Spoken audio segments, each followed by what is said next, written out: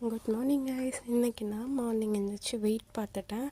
Wait வந்து கூடக்கூடாது, அப்படியே 60 போயிடணும் அப்படின்னு சொல்லிட்டு டயட் ஃபாலோ பண்ணோன்னு வெயிட் பார்த்ததுக்கப்புறம் மின்மிக்கர் தான் பண்ண ஆரம்பிச்சிட்டேன். இப்போ வந்து புரட்டாசி மாதம்ல, அதனால் சாட்டர்டே நம்ம வீட்டில் விரதம் இருப்போம்.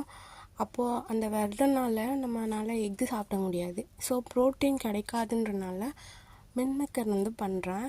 இதில் வந்து மின்மேக்கர் பாயில் பண்ணி எடுத்துகிட்டு அதில் வந்து சால்ட்டு, அதுக்கப்புறம் டர்மரிக், அப்புறம் வீட்டிலையே நம்ம அம்மா பண்ணுவாங்க மிளகாத்தூள் அரைச்சி வச்சுருக்கிறது, அதுதான் இந்த பவுடர். அதை நம்ம யூஸ் பண்ணிட்டோம். அதுக்கப்புறம் ஜிஞ்சர் கார்லிக் பேஸ்ட் வந்து ஃப்ரெஷ்ஷாக அரைச்சி நான் வச்சுருக்கேன். ஃபியூ தான் அதில் போட்டிருக்கேன். மிச்சம் வந்து அம்மா வந்து தக்காளி சாதம் பண்ண போனாங்க. ஸோ அந்த தக்காளி சாதத்தில் வந்து மீதி டர்மரிக் போட்டாச்சு. நம்ம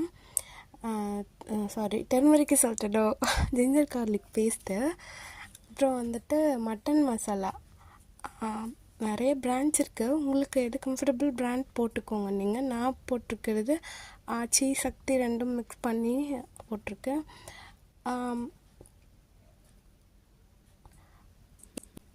இதெல்லாமே போட்டு ஆல்ரெடி நான் மேக்னேட் பண்ணி வச்சுட்டேன் மின்மேக்கரில்.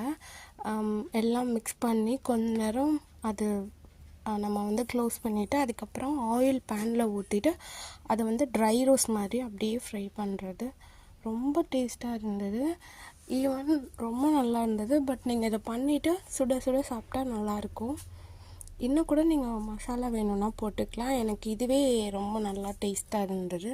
நான் வந்து ஆயில் ரொம்ப கம்மியாக ஊற்றிருக்கேன்.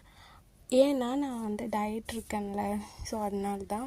இது அம்மா வீட்டில் பண்ண தக்காளி சாதம் ரொம்ப ரொம்ப டேஸ்ட்டாக இருக்கும்.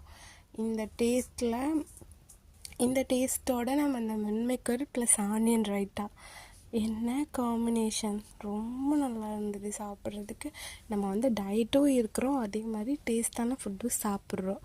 ரொம்ப சாப்பிட்லனாலும் இது கொஞ்சம் அதிகம்தான். ஆனால் இந்த மாதிரி நம்ம கொஞ்சம் கொஞ்சம் எடுத்து சாப்பிட்டுக்கலாம். இதே போல் நம்ம வந்துட்டு என்ன சாப்பிட்றோமோ அதை பொறுத்து தான் நம்ம வெளில தெரிவோம்.